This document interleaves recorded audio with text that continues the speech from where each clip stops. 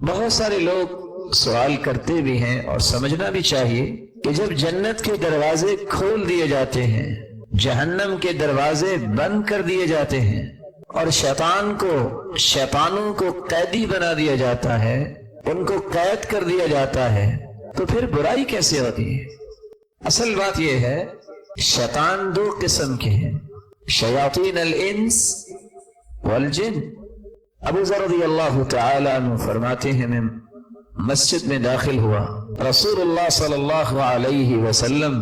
مسجد میں صحابہ کے ساتھ بیٹھے ہوئے تھے اور فرما رہے تھے تعوذوا باللہ من شیاطین الانس والجن۔ میرے صحابہ، شیطانوں کے بارے میں اللہ کی پناہ طلب کرو کہ اللہ تمہیں شیطان جو جنوں میں سے ہیں ان سے بھی آپ کو بچائے اور انسان جو شیطان ہے ان سے بھی بچائے۔ ابو ذر رضی اللہ تعالی عنہ فرماتے ہیں، یا رسول اللہ صلی اللہ علیہ وسلم، اول الانس شیاطین، کیا انسانوں میں سے بھی کوئی شیطان ہوتا ہے؟ کہا ابو ذر، آپ نے قرآن نہیں پڑھا؟ وَكَذَلِكَ جَعَلْنَا لِكُلِّ نَبِيٍّ عَدُوًّا شَيَاطِينَ الْإِنسِ وَالْجِنِّ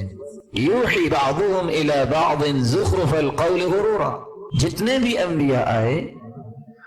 ان کے سب سے پہلے دشمن انسانی شیطان بنے اور جن شیطان بھی تھے وہ بھی دشمن بنے، اور اللہ تعالیٰ نے شیطان کو بنایا بھی جنوں میں سے، كان من الجن ففسق عن امر ربه، شیطان جنوں میں سے تھا جس نے اللہ تعالیٰ کی نافرمانی کی،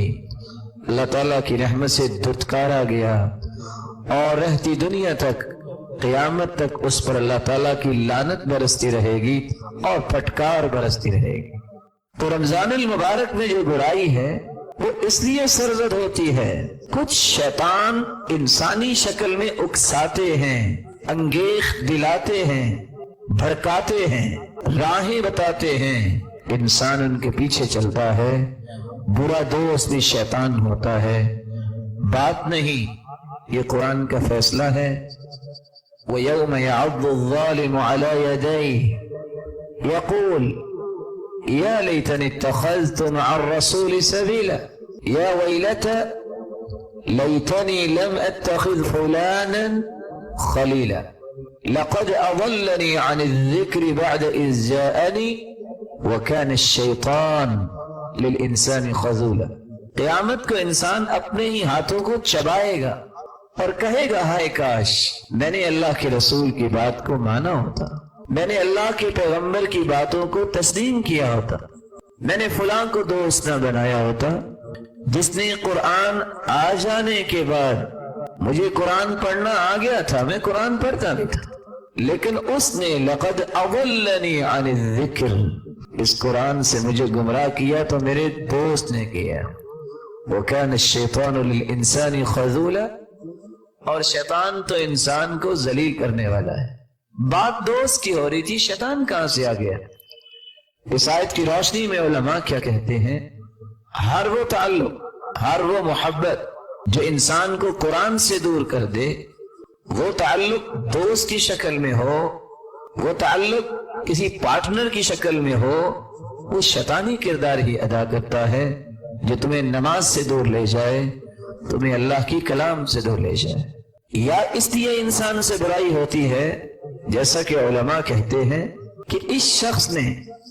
رمضان المبارک میں قدم رکھنے سے پہلے تیاری کی ہی نہیں ہے کہ وہ شیطانی جو عادات اس کے اندر ثابت ہو چکی ہیں، وہ شیطانی عادتوں میں اتنا دھت ہو چکا ہے، اب وہ چاہتے نہ چاہتے اسے بار بار سرزد ہوتی ہیں، کیونکہ اس کی طبیعت میں بہت سارے شیطانی پہلو بہت پختگی سے اس کے زندگی کا ایک حصہ بن چکے ہیں۔ اور اسی وجہ سے ہر جمعے کو ہم یہ آیت سنتے ہیں، وَنَعُوذُ بِاللَّهِ مِن شُرُورِ أَنفُسِنَا، اے اللہ جہاں تو ہمیں شیطان سے بچا، وہاں ہمیں ہمارے نفسوں کی شرارت سے بچا۔